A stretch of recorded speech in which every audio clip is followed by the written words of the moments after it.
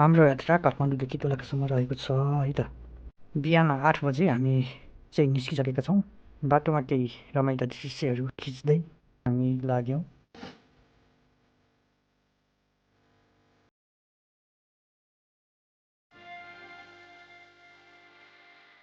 केही बेरपछि हामी पुग्यौँ पाँचखाल बजारमा। पाँचखाल बजारमा चिया नास्ता गरिसकेपछि हामी लाग्यौँ मुरेतर्फ। त्यहाँको बाटो एकदम राम्रो थियो।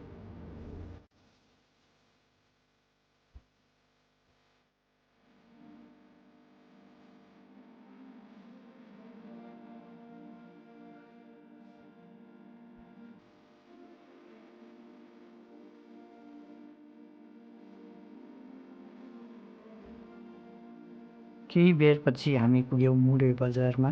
त्यहाँ खानाको लागि रोक्यौँ र केही बेर खाना खाएर आराम गरेर हामी हिँड्यौँ।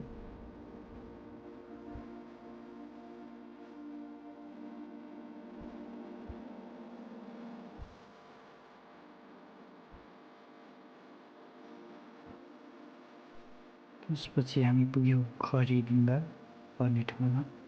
के हो रे यसको इतिहास? यहाँ चाहिँ पहिला यो खानी हो क्या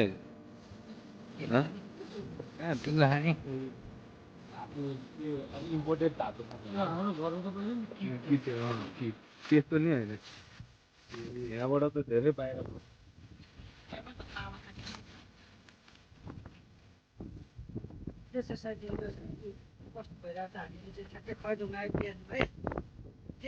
त्यहाँ केही हामीले फोटो खिच्यौँ, भिडियो बनायौँ, बस्यौँ, गफगाफ गऱ्यौँ।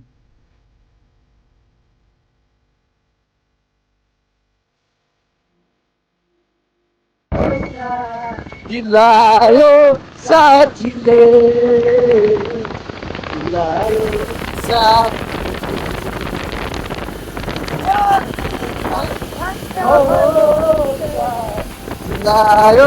साथीले चिल्लायो साथीले।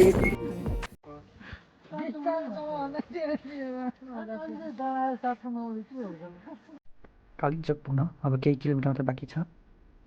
रात पनि ढल्दै गइरहेको छ। हामी अलिक छिटो नै जानुपर्ने हुन्छ। कहाँ रे हामी ठ्याक्कै? ठ्याक्कै ठाउँको नाम थाहा छैन।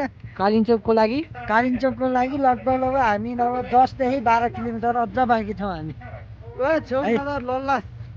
ओके छ त।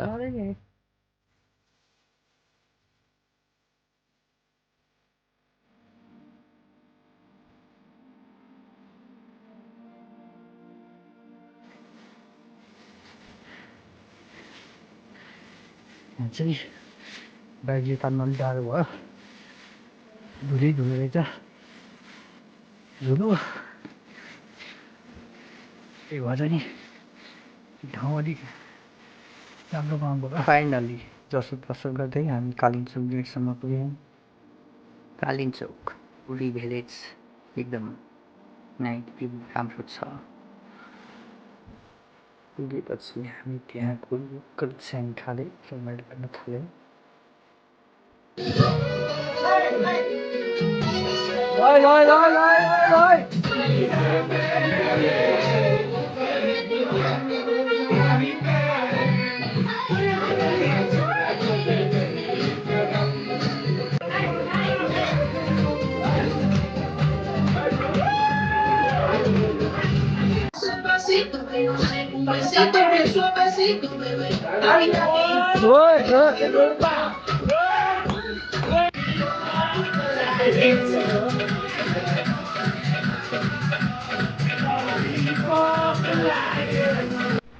अघिल्लो दिन खाइ पान नाचगानमै गयो।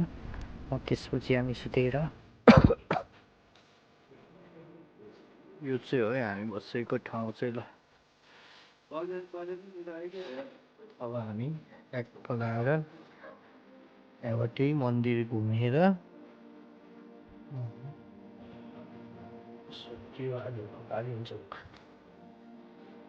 दादा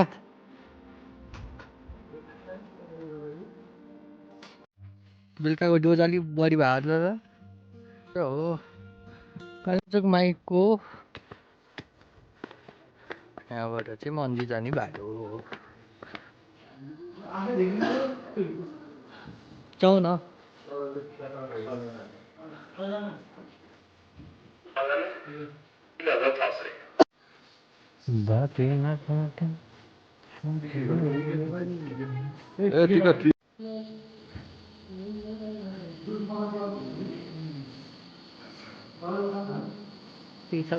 हामी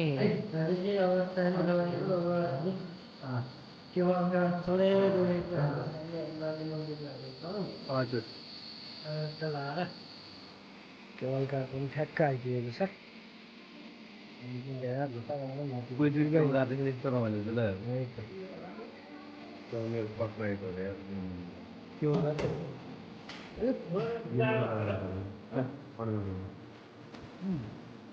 चलाउँदै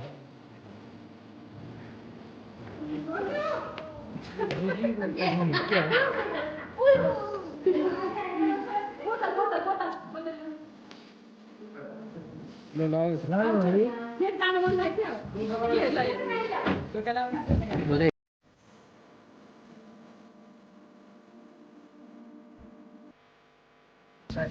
साथीहरू यो चाहिँ कालिम्पोङको चाहिँ राति मन्दिर जाँदाखेरि दृश्य भन्न दृश्य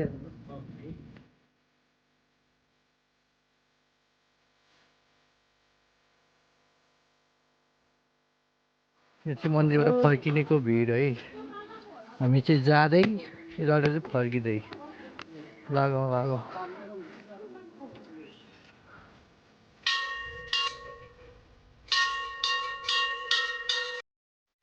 चौकको मन्दिर चाहिँ हो यहाँबाट चाहिँ भ्यू राम्रो देख्छ है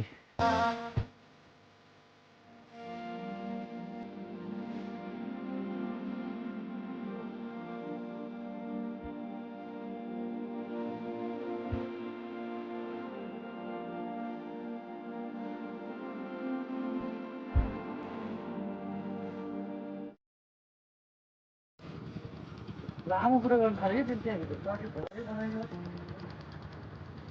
हेलो ठ्याक्क हामी चाहिँ अब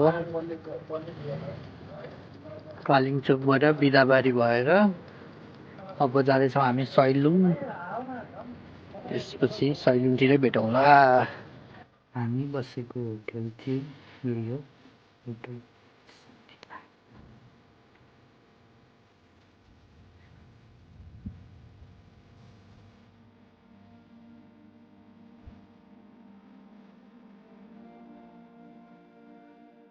ल हाम्रो एक दिनको बसाइ चाहिँ कालिम्पोङको यस्तै नै थियो अब चाहिँ हामी लाग्यौँ